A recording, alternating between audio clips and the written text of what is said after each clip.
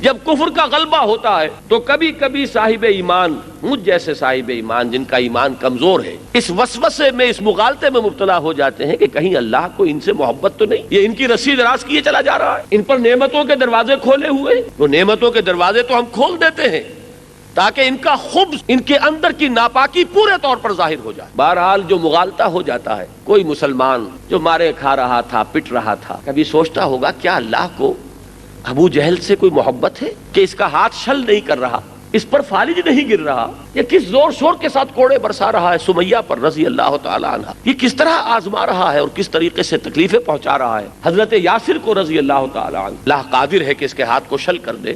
اللہ قادر ہے کہ اس پر ابھی فالج گر جائے۔ تو کیا وجہ ہے؟ اس وسوسے کی نفی کی، انہ لا یحب الکافرین،